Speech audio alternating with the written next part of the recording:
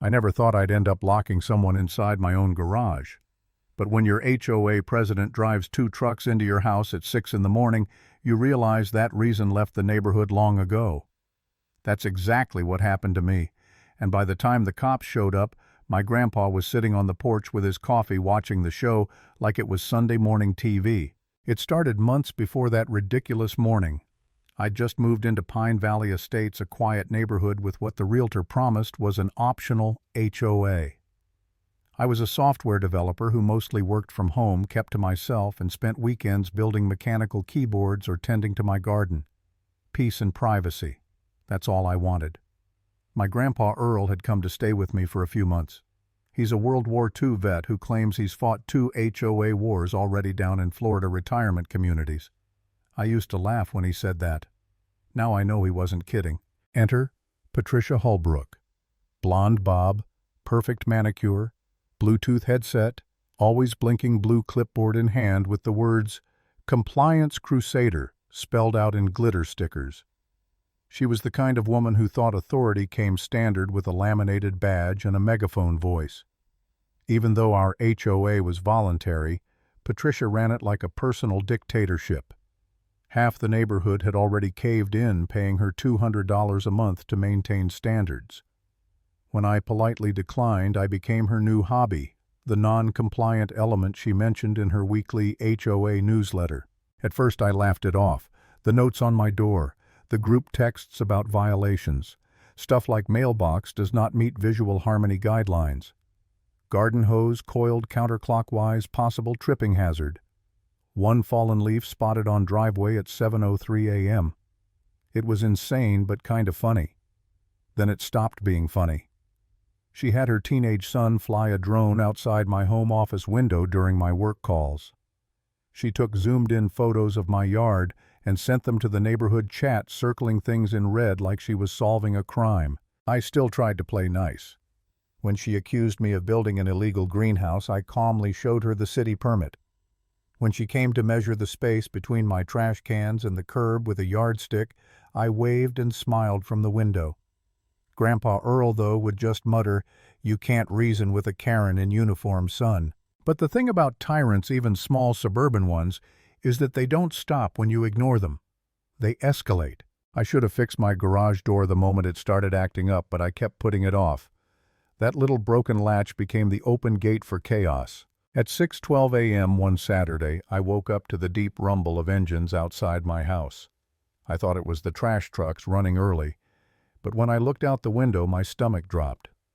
2 beige Ford F-150s were parked halfway in my garage both covered in cheap magnetic decals that said HOA Enforcement Unit. It looked ridiculous, like a preschool field trip to a police station gone wrong. One of the trucks even had a tiny chihuahua sitting on the dashboard wearing a reflective vest, barking like it was leading a SWAT raid. In the other truck sat Patricia, fixing her lipstick in the mirror and mouthing words to some motivational audio book. My grandpa stepped into the hallway, squinting through his bifocals. "Well," he said, grabbing his veteran's cap, "looks like we've got ourselves an invasion." I threw on my robe, marched to the garage door, and tried the handle, locked from the inside. Through the small window, I saw Patricia setting up a folding table with stacks of printed HOA bylaws, a laptop, and a printer. She'd basically turned my garage into her command center. "Patricia," I yelled, "get out of my garage right now." She looked up, smiled like a queen addressing a peasant, and said, "Oh, David, perfect timing. This property is now under provisional HOA jurisdiction pending compliance review. Section 14C of the Emergency Annex covers it." "What emergency annex? There is no—" "I can print you a copy once I finish setting up," she interrupted, as if I were the one being unreasonable. "You're trespassing," I snapped. "You need to leave right now before I call the police." She laughed, that smug, patronizing laugh people use when they think they're untouchable. "Oh, sweetheart, I know Officer Jenkins personally. His daughter sells cookies for my troop. This is official HOA business. You can't call the cops on community improvement." Before I could explode, Grandpa Earl shuffled up beside me, his face calm, but his eyes twinkling like he'd been waiting for this moment. "Go make yourself some breakfast, David," he said.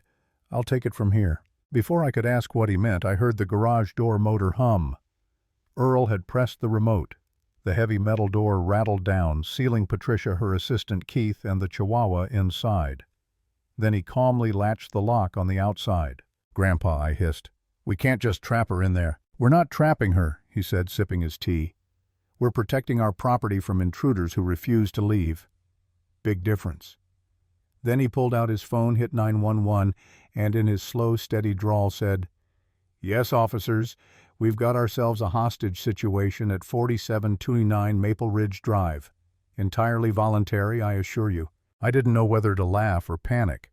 For a second I doubted myself. Maybe I'd gone too far by letting this happen. What if she really did have connections? What if we ended up on the news as the lunatics who kidnapped the HOA president? My hands were shaking as I watched Patricia pounding on the inside of the garage door, shouting something about illegal detainment. I started thinking maybe I should just open the door and apologize. Then Grandpa handed me a lawn chair and said, "Sit down. Trust me, son. Reality takes about 15 minutes to catch up with folks like her." So I sat there. And sure enough, 15 minutes later, the pounding slowed. Patricia's shouts turned into muffled pleas. Through the window, I saw her scrolling frantically through her phone, probably looking for the clause that legalized breaking and entering. When the police cruisers pulled into the cul-de-sac, half the neighborhood poured out with coffee mugs and phones in hand.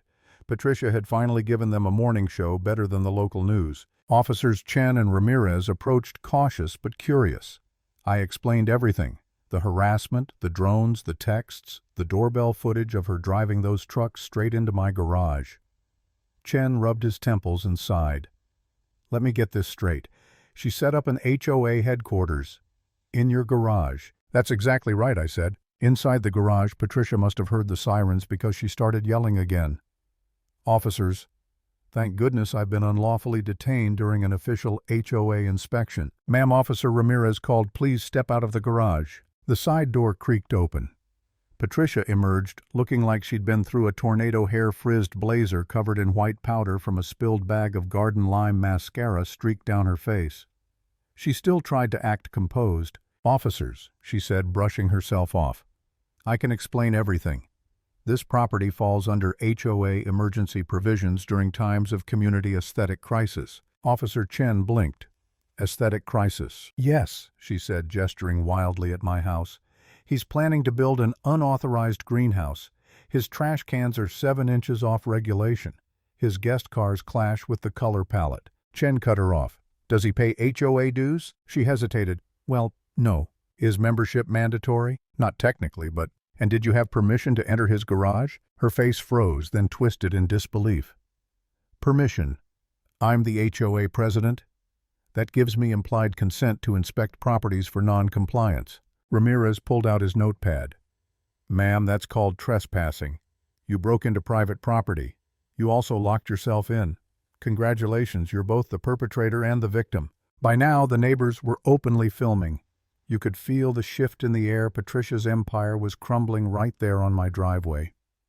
Her assistant Keith stumbled out next, still half asleep. "I thought this was an internship," he mumbled.